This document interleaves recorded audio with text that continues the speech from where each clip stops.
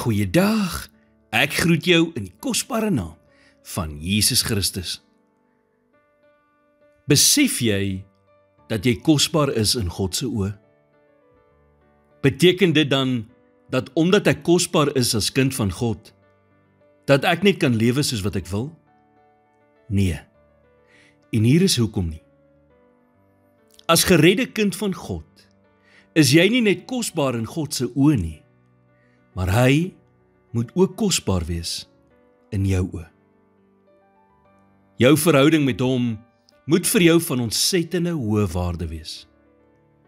Want jy sien, wanneer 'n verhouding vir 'n mens werklik kosbaar is, sal jy dit beskerm teen enige iets wat dit moontlik mag bedreig.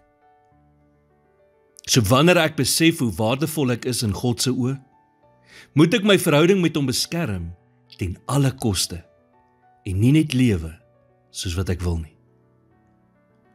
Paulus sê in Romeine 6 vers 1 tot 2, wat sal ons dan sê? Sal ons in die sonde bly dat die genade meer kan word? Nee, stellig nie. Ons wat die sonde afgesterf het, hoe kan ons nog daarin lewe? Jy sien, iets wat kosbaar is, hoort nie in die modder nie.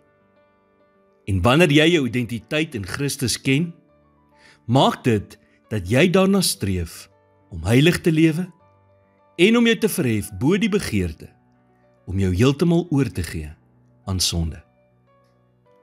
Dan het jy 'n begeerte om te leef soos wat God van jou verwag. So in plaas daarvan om jou dan aan elke versoeking oor te gee, vra jy eerder jouself af, wat sou Jesus in hierdie situasie doen? En dan vertrou jy op sy krag en genade om jou te help om die regte ding te doen. God se genade is nie daar sodat ons kan verlustig in sonde nie, maar juis sodat ons kan streef na heilige lewe. Here, u woord sê, wees heilig, want ek is heilig.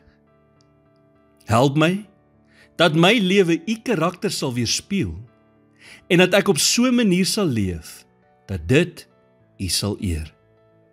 Lei my in my gedagtes, woorde en dade, en help my om versoeking te weerstaan, en dit te kies wat reg is. In Jesus naam bid ek dit. Amen.